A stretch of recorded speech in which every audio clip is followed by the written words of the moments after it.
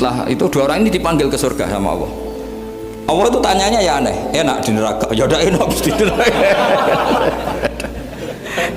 Ya gak enak di neraka kok ditanya enak enggak ya gak enak. Ya sudah kembali lagi ke neraka. Lari kencang-kencang, lari menuju neraka. Lari. Sama Allah dipanggil lagi, loh kenapa kamu semangat? Ya Allah, saya ini kapok, saya ini trauma. Dulu ketika engkau perintah, saya ini lelet sekali. Disuruh sholat lelet, disuruh zakat lelet. Maka ini dengan perintah saya semangat supaya nggak ngulang kesalahan yang sama. Akhirnya sama dipanggil, ya sudah di surga aja, di surga. Karena semangat lari menuju neraka.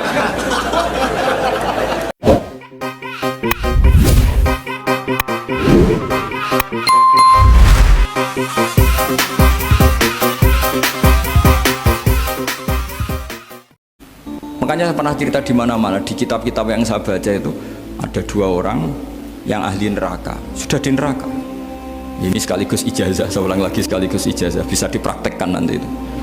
Maka ini ijazah nanti kalau di mahsyar ya, kamu dipanggil, ayo masuk neraka, harus apa?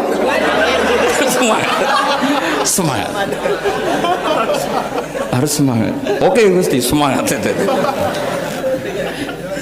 Lah repotnya kalau nggak dipanggil lagi ya. Akhirnya barokahnya semangat itu dia di surga. Kita tidak pernah tahu cara berpikir Tuhan, nanti kan boleh dibahasakan seperti itu. Yang satu, ayo kembali lagi ke neraka. Tolah itu jalan noleh lagi, sampai itu nggak semangat noleh lagi. Terus ditanya sama, kenapa kamu tolah gitu?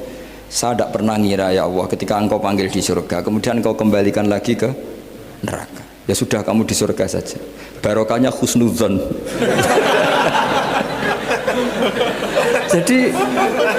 jadi Tuhan itu unik.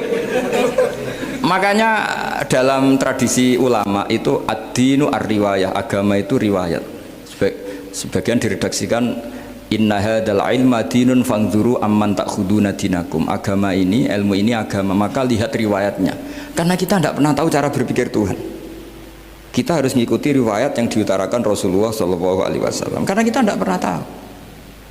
Kayak tadi ada orang diinjek, kita mesti kan terprovokasi ingin bela yang sujud menyalahkan yang injek.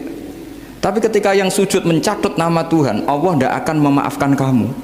Itu Tuhan tersinggung karena sifatnya direduksi satu, diambil satu, disembunyikan satu. Loh ada kan dia begini mungkin malah Allah maklumi. Saya tidak akan maafkan kamu. Enggak apa-apa Allah. Kan saya kan tidak mencatut namanya Allah, selama hidup saya tidak akan maafkan kamu. Allah nggak akan tersinggung karena dia sebagai manusia tentu punya dendam, punya rasa mangkel, punya emosi.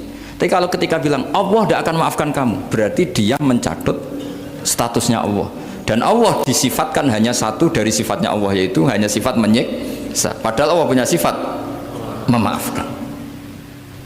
Ini hati-hati bagi orang-orang soleh, orang-orang yang terlalu berpikir keras dalam Islam, nggak boleh seperti itu.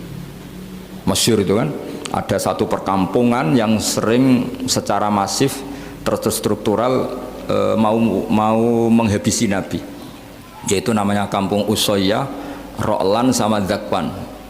Tiga kampung ini sering koalisi mau menghabisi Nabi, sampai Nabi sering kunut nazilah, Allahumma an Ro'lan wa Zakwan wa Usoyyat asad Allah wa Rasulah.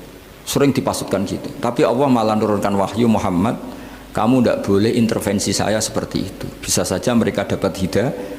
Semenjak itu Nabi meninggalkan kunut nazilah. Terus dan sebagian ulama mengatakan itu awal diturunkannya ayat laisalaka minal amri syai'un au yatuba alaihim au yu'adzibah.